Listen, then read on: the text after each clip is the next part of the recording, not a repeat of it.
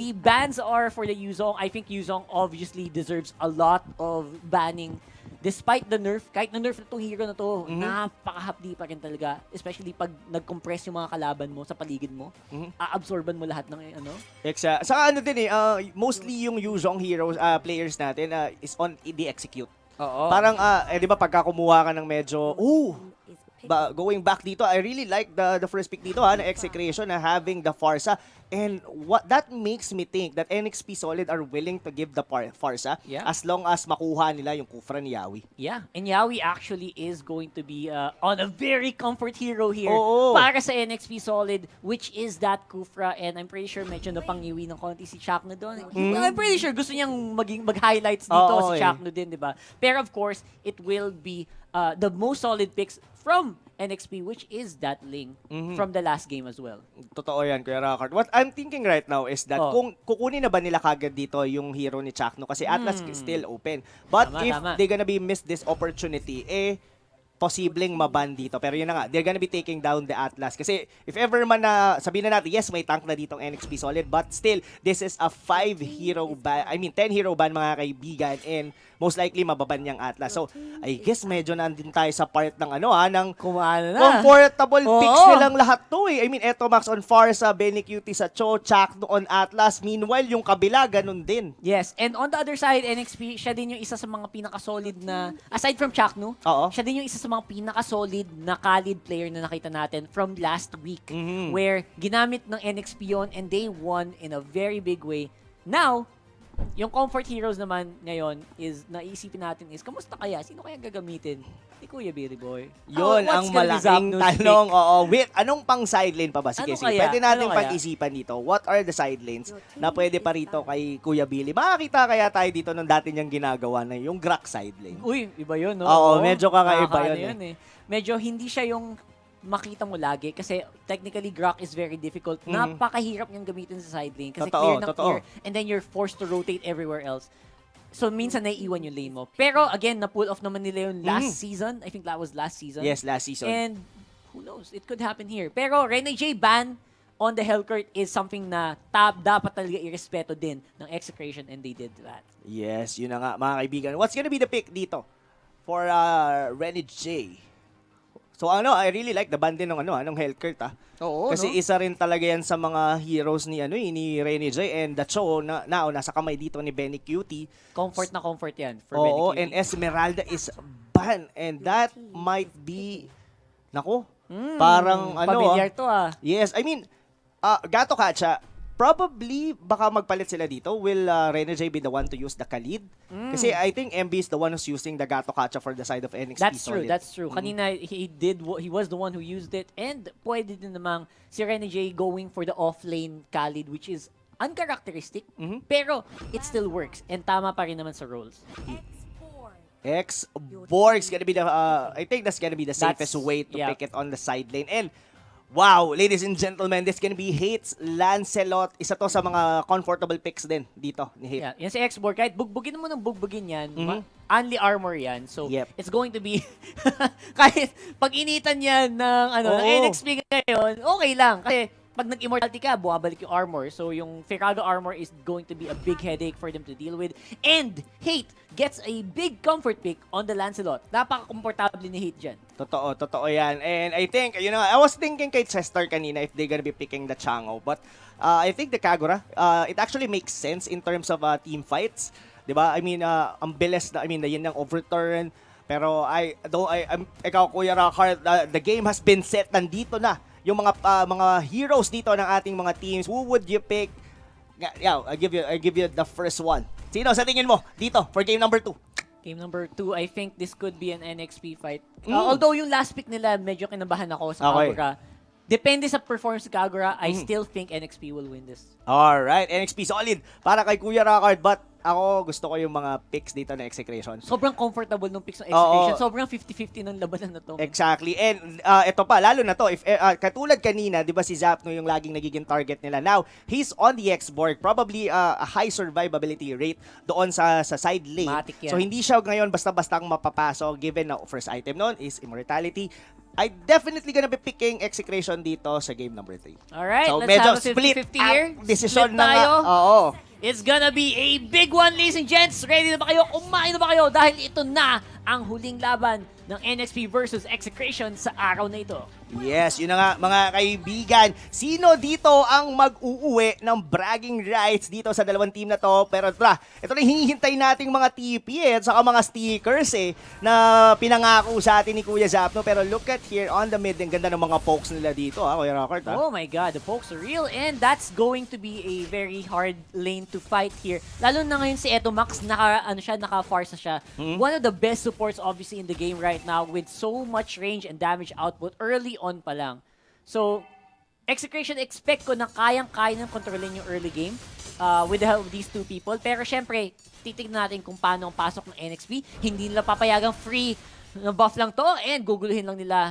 Hate will still get the buff. Ang galing nung ikot doon ng ng NXP Solid. I mean, trying doon. Pero ito, mukhang maaabutan yata rito. Chuck, no, spotting out, trying to deny the purple buff dito. Kami naman, sabi nila. Oo, but Renny J, tama lang din yung dating niya rito. Mukhang masisecure naman dito ni H2O yung kanyang buff. Yep. Very close to level 4, so I think we will expect a lot of big team fights here. Pero again, what is going to be the setup? Paano kaya yung gagawin ng NXP dito to actually invade? Kasi this is gonna be a difficult jungle to invade. Hindi nila magagawa yung mga usual na ginagawa nila na papasok sa jungle nung walang problema. They actually will have to deal with so much threats mula sa Execration dito sa laban na to. Most likely. Pero siguro gonna be giving the reason why I actually picked for the Execration. Yep. One thing is Farsa. Farsa, I mean, one of the best support heroes talaga, I think, on this meta. Oh. Then, number 2 is the Renejade's hero. Kasi, to be honest, sa mga nakikita ko, ang dami kong to be honest, pinansin nga ni Prof. B kanina yun Pero, nagsasabi kasi ako ng totoo. Yun lang gusto ko sabihin. Yeah. Si Renejade kasi... Rob Luna does not lie. Oo, lagi ko siya nakikita sa mga offensive type ng heroes. Like, yung kanyang Cho, yung kanyang Hellcurt. Pero, if you're gonna be giving Renejade a defensive hero, kumbaga may part sa akin na hindi natin na ma-maximize si Renejade. Nasasayangan ka. Oo. Sa pick na yon and it's a good pick. Pero it's on the wrong player. Yes. I mean, ganun. I'm not saying na hindi kayang laruin ni Renejade For sure ang naman kaya Gato-Katsa. naman. But what I'm trying to say is that there are certain heroes na the best talaga para sa kanya and the draft actually countered somehow yung mga heroes ni Renejade. Yeah, and that's actually something that you will need to deal with talaga. I mean, if you're on a team, 5 lang talaga kayo Like, no choice. Kung kailangan nyo talaga ng isang extra frontline tank, you will need to adapt. And that's something na magandang testing din yan. Oo. Magandang testing din yan para sa NXP, no? Na meron silang mga hero na hindi mo usually makita na gamit nila. Pero, if they can pull it off here in the highest level of play dito sa MPL, that's saying something. That means napaka-multi-talented mo. Napakadami mong pwedeng gawin for your team which adds more value to you as a player. Exactly.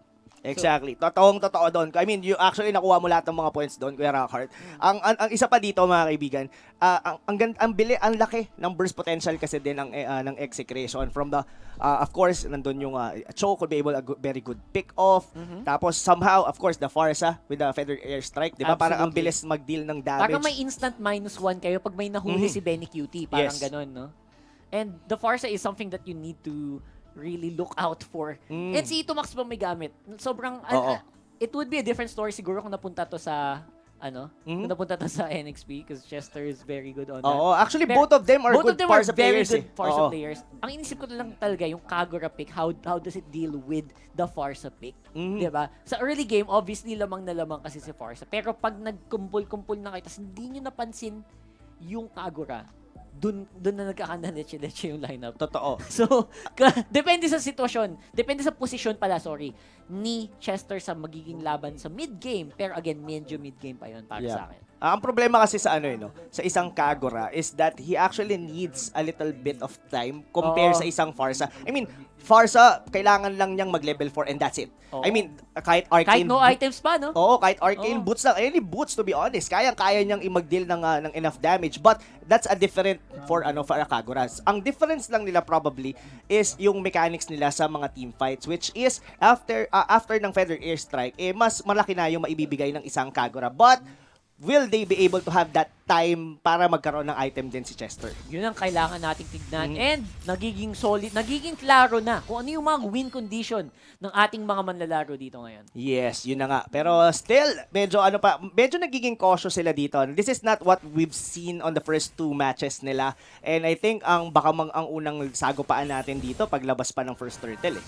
Yeah, for sure, the first turtle is going to be the biggest deal. Lalo na si H2O. Matang-mata niya yan. Like, if he does not get the turtle early on, that's gonna be a problem. But looks like it's gonna be a team fight here sa mid lane. Mga kaibigan, si Hate na nadulas yata dito. With H2O picking up the first blood. I think he wanted to dive further. Ang maganda kasi doon, Kuya Ra, ang ganda ng pwesto din doon ni Renny J. Naka-ready yung niya doon, yung tawag dito, yung pag-taunt niya doon. Tapos naipit sila, even with the Jit Kundo doon. Pero wow, what a very time he played on for pero dito tumalon si Yawi not being hitting with Benny Cutie and ang daming TP kong nakita doon. Yep, that's a lot of TPs and Benny Cutie showing na napaka-confident niya, kayang-kaya mag-survive there on the bottom lane. Pero ngayon, Turtle in 10 seconds, ano ang magiging reaksyon ng execution dito? Yes, but still, they're still waiting na mag-level 4 dito. Ito yung yung timing minsan pagka sa purple buff, pag kinuha mo siya agad, sumasakto siya sa labas din ng turtle. Exactly. So, ito na yun. Now that meron ng buff si Hate kahit paano, wala siyang orange pero may blue siya. So, kaya niya mag-skill spam ng konti para maging mas komportable sila dito sa laban, sa ilalim ng turtle. Which is mangyayari na yata in a few moments. Execution, inunahan na agad ang NXP. NXP going in and starting to do the collapse. Yes, pero wala yata ditong pangpalipad si Eto Max, but the ultimate coming from Yawi will be there just to secure. Chester will be taking down that Farsa. One man down for the side of execution. But ito na kaya, kukunin na kaya nila dito ang turtle ng NXP Solid. Nga ba sinasabi natin mga kaibigan, now NXP after 1 kill lang on Ito Max, si Farsa pa nawala. No more vision and no more damage output. They could do this, pero syempre dahan-dahan muna. Chakno, gahanap ng pwesto, looking for the big fatal links. Secured by Renny J ang turtle, hindi nabigay kay H2O. Ang ganda ng Fatal Links pero hindi enough yung follow-up dahil si Eto Mac, isa lang yung tumama dun sa Feather Airstrike. Raging Sunstorm will be there. Yawi dito, pinapakuluan, pinapainitan dito ni Paring Zapnu. H2O going all in and MB still alive doon sa may bandang likuran ng NXP Solid. Napakagandang pasok nun. Of course, we still have a sacrificial lamb here. Yawi going down pero again, turtle on the wrong target. So masakit-sakit si Renny J dito. Akala yata niya health pa siya eh. Ang maganda sa ginawa doon ng NXP Solid is hinold nila si Chakno. Kumbaga hindi nila pinilit yung Lord. Then yes, nakakuha na magandang Fatal Links at actually tatlo or actually 4. Pero yun nga lang hindi umabot doon yung backup dito ng execution. Still, they could be able to pull off at least killing Yawi on the process and MB medyo nabuhay siya doon. Ang pinakamalaking doon is nahuli si Hate. Yeah, sobrang sayang nung engage si Chakno kasi yung follow-up kulang lang din. Tapos nahuli pa nga si Hate. Which is naging napakalaking problema dito para sa execution. Now, it is going to be NXP barreling down! Beautiful Tiger's Revenge and the Fatal Links para makagante. Pero makakatakas naman ng NXP doon sa engagement with Renny J with the zone. Grabe! Panigurado? Grabe! Kuya Rockert, sobrang MVP ng mga galawan dito ni Yawi. I mean, yes, with the Tyrant's Revenge doon, huli niya kagad yung dalawa. At then as well, Renny J just zoning out with the Avatar of the Guardian, giving an anxiety dito kay Eto Mac. Hindi siya basta-bastang makapag-feathered airstrike. Kasi pwedeng-pwede siyang biglang talunan ni Renny J. And Renny J definitely knew when to go in. Kailangan nila i-secure yung tower na yun. Kailangan nila ma-secure yung HP din nila H2 kasi napuwersa din sila H2 na mag-Tempest of Blades para makaiwas sa damage output. And syempre, Avatar the Guardian, great zoning tool. Kahit hindi tumama yan, basta takutin mo lang yung kalaban mo, nagawa mo na yung trabaho mo. Exactly. Looks like Hate dito, hindi nakakakuha ng the usual place niya sa kanyang Lancelot. Lagi siyang napipick up dito mga kaibigan. Feather is like, look at Yawi, look at the Avatar of the Guardian from Renny J hitting the Farsa. 2-man down para sa execution. May Fatal Links pero hindi enough. Chakno dito mukhang mapanganib. Habol na. MB will be taking down the Atlas and that's gonna be a 3-man down for execution. May susunod pa nga yata record. That's gonna be Zapnu almost killing everyone from the side of execution. Benny Cutie just getting a consolation tower dito sa bandang ibaba. Mga kaibigan, ang score 1/10. Naku po, delikado sa social media ang mga ganitong score. Nako po, oo, napopost ang mga ganitong score mga kaibigan. We will have to see if Execration kaya ba nilang i-tilt back ang laban na to because that is becoming very difficult for them to win. Lalo na ngayon si H2O nakuha na yung turtle na dapat sa kanya. They will go for a fight once more on top lane. Ayaw pa magpapigil, ayaw magpawat. NXP, they will have control of this game with a almost 5,000 gold lead. Oo, grabe. I mean, H2O dito mga kaibigan, ready in the zone. 504 KDA. Literal dito, Rockhart. Talagang nagsusnowball na rito ang NXP Solid as of 7 minutes into the game. They could be potentially na mag-deny na rin dito. Pero si Hate doon na naman yung nahuli. Same spot? Same spot. Ang matindi rito. Kung ano yung score ni H2O, yun naman yung kabaliktaran nung kay Hate. Baliktad na baliktad, as in, I cannot believe my eyes. Okay, here we go. Ito, Max. Tuloy-tuloy. H2 ayaw pa rin mapigil with Chester in danger though. With the last Insanity, Zapnu. Na-takedown naman niya ang kanyang karibal. Pero for the meantime, lamang pa rin on the map. Everyone else starting to get in position for a big push. Totoo yan, mga kaibigan. 4,000 lead pa lang naman dito ang NXP Solid. And what's, at least, there's still gonna be a good juice for Execration because they do have here the Forza that could be able to withstand or at least go into the late game. That Way of the Dragon ni Benny QT, pero hindi yata enough. But the Feather Airstrike will be there. Chaknu will be taking down the life dito ni Yawi. And Outer of the Guardian out for Renny J. Yep, dahil doon, and of course, they will still get something for that. Ang problema dito, nagiging hit or miss na, slowly yung mga engage ni Yawi magiging problema kasi mga pinsan pag sobrang ganda ng momentum mo, mapapa-go ka na mapapa-go. Oo, kumbaga parang ano parang in-hit ka eh. Oo, in-hit Oo, eh, gigil diba? na gigil ka. So parang you have the momentum, you tend to probably commit mistakes kasi nga more on aggression ka going forward. Pero ito, mukhang triangle Behind enemy defense yung lines. pinapakita rito for Benny QT, pero isipa, kinounter ng Tempest of Blade. Pero Where you H2O, going? para sa likod, eto Max, tamang-tama yung pasok niya, pero ang bilis tumalon sa pader doon ni H2O. And still gonna be alive dito sa laban na to. Grabe yun. Wala akong masabi doon. Natahimik ako. And of course, makuha pa rin ng NXP yung turtle sa top lane habang nangyayari lahat ng to. H2O should have died. Oo. Pero hindi pa rin talaga.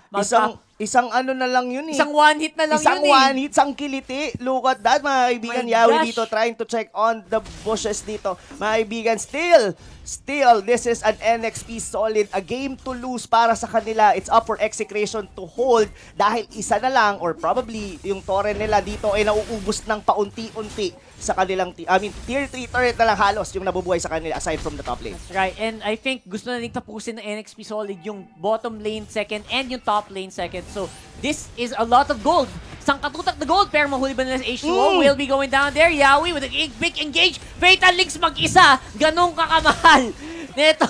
Buhay pa din! Buhay pa din! Kuya Rakay! Grabe naman si Boss Yawi going Oo. down with the last Insanity. Pero looks like H2O kuha pa rin ang target sa gusto niya. That's Zapnu once more on this X-Board. Grabe, still 4-man down sa Execration. Si MB tumambay na sa base dito ng Execration. Sabi niya, ako na lang bahala dito mga tol.